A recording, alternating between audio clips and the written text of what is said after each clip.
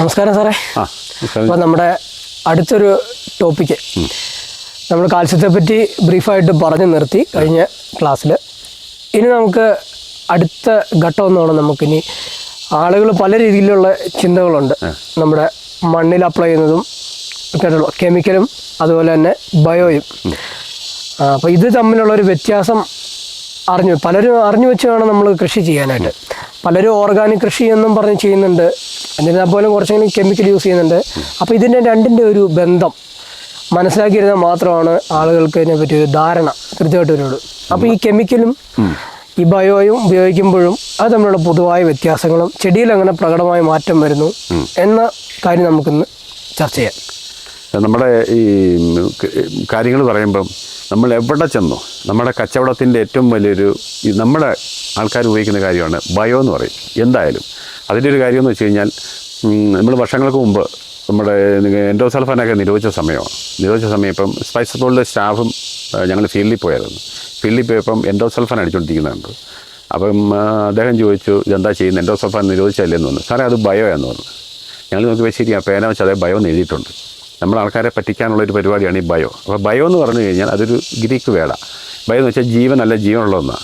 നമ്മൾ ബയോളജിയിൽ നിന്ന് പഠിച്ചിട്ടില്ലേ, ബയോ എന്നും ലോഗോസ് എന്നും പറഞ്ഞ രണ്ട് വേർഡ് ചേർന്നാണ് ഈ ബയോളജി ഉണ്ടാക്കുന്നത്, ജീവൻ്റെ ശാസ്ത്രം.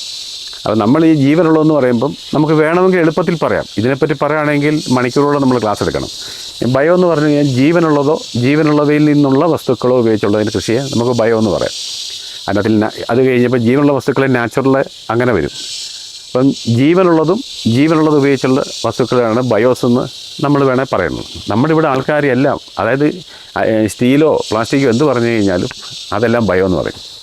നമ്മൾ ശ്രദ്ധിക്കേണ്ട കാര്യം ബയോ എന്ന് പറഞ്ഞാൽ ജീവനുള്ളത് ഉപയോഗിച്ചുള്ള കൃഷിയാണ്. അപ്പോൾ ഇത് കെമിക്കൽ എന്ന് പറയും. അപ്പോൾ ചില ആൾക്കാർ പറയും ഇത് കെമിക്കലല്ല ബയോ എന്ന് പറയും. അത് തെറ്റാണ്.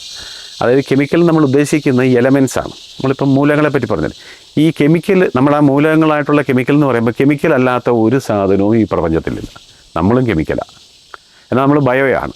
ഈ കാണുന്ന സൂക്ഷ്മജീവികൾ ഉപയോഗിക്കാത്ത എല്ലാ വസ്തുക്കളും കെമിക്കലാണ്. കെമിക്കലല്ലാത്തത് ഒന്നും ഇവിടില്ല. അപ്പം നമുക്ക് എന്താ പറയാം, ബയോ എന്ന് പറഞ്ഞ സാധനങ്ങളെല്ലാം കെമിക്കലാന്ന് പറയും. പക്ഷേ എല്ലാ കെമിക്കലും ബയോ അല്ല.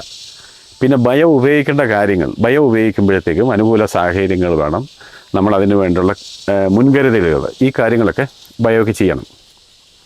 അപ്പോൾ നമ്മളിപ്പം ബയോ ചെയ്യുന്നതിന് മുമ്പ് കൃത്യമായിട്ട് നിങ്ങളൊരു കാര്യം ചെയ്യുക, അതിൽ കൂടുതലായിട്ട് അസുഖം കാണുന്ന ബയോ ഉപയോഗിച്ചാൽ നമുക്ക് കൃത്യമായിട്ട് അത് ഉപയോഗിക്കേണ്ട രീതിയിലാണെങ്കിൽ, സമയം ശരിയാണെങ്കിൽ നല്ല രീതിയിൽ നമുക്ക് ഗുണം കിട്ടും.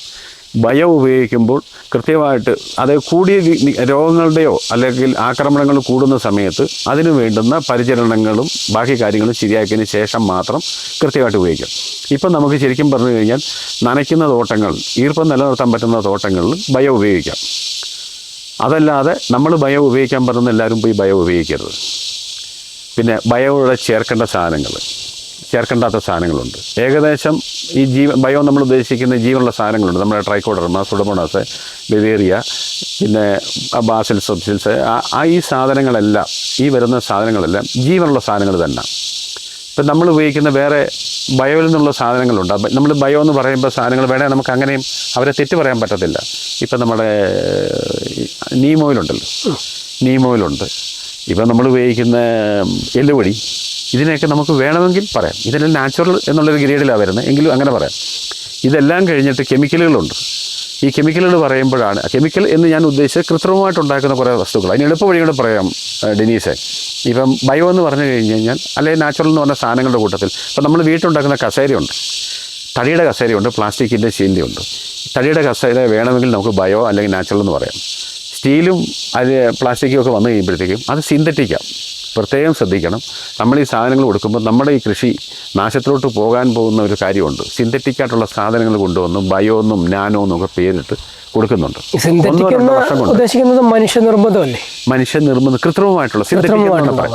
ഈ സാധനങ്ങൾ ഉപയോഗിച്ച് കഴിഞ്ഞാൽ 1-2 വർഷം ആദായം കാണിച്ചിട്ട് ഇത് പൂർണ്ണമായിട്ട് തകർന്നു പോകും, നമുക്കൊന്നും ചെയ്യാൻ പറ്റത്തില്ല. അതാണ് ഈ ഭൂരിഭാഗം തോട്ടം പെട്ടെന്ന് അപ്പോൾ ഇതിന് നമ്മൾ ചെയ്യേണ്ടതെന്ന് വെച്ചാൽ കൃത്യമായിട്ട് നമ്മൾ കടകളിലെ അല്ലെ അറിവുള്ളവരുടെ അഭിപ്രായം ചെയ്ത് പർച്ചേസ്, നമുക്കൊരു കുഴപ്പം വന്നാൽ പോലും പരിഹരിക്കാൻ നമുക്കൊരു ഇടം വേണം.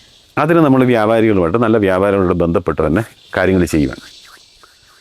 പിന്നെ നമുക്ക് ബയോയിൽ പറ്റി ഡീറ്റെയിൽ ആയിട്ടുള്ള കാര്യങ്ങൾ വേണമെന്നുണ്ടെങ്കിൽ മുന്നോട്ട് പോകും. ബയോ ഉപയോഗിക്കുക എന്ന് വെച്ചാൽ ശരിക്കും എപ്പോഴും ബയോ സാധനങ്ങൾ, അതായത് നമ്മുടെ ജീവനുള്ള സാധനങ്ങൾ ഉപയോഗിക്കുമ്പം മണ്ണിൽ ഈർപ്പം നിലനിർത്തണം. ഇതിനൊപ്പം തെറ്റായിട്ടുള്ള ഇത് നശിച്ചു പോകുന്ന സാധനങ്ങളുണ്ട്. ഉദാഹരണം ട്രൈക്കോഡർമ പോലുള്ള സാധനങ്ങളുണ്ട്. ഇത് ഉപയോഗിക്കുമ്പോൾ ഫംഗിസൈഡുകൾ, കുമിൾനാശിനികൾ ഉപയോഗിച്ചാൽ നശിച്ചു പോകും. സുഡോമോണാസ് എന്ന് പറയുമ്പോഴത്തേക്കും ഏകദേശം നമ്മുടെ ബാക്ടീരിയ മീശനൊക്കെ ചെന്നാൽ നശിച്ചു പോകും. പിന്നെ ഏകദേശം പല സാധനങ്ങളും ഇപ്പോൾ നമ്മൾ നേരത്തെ പറഞ്ഞിട്ടുണ്ട്, നമ്മുടെ വീഡിയോയിൽ പറഞ്ഞിട്ടുണ്ട്, വളങ്ങളുടെയൊക്കെ ഒപ്പം പല ബയോയും നിങ്ങൾക്ക് ചേർക്കാം.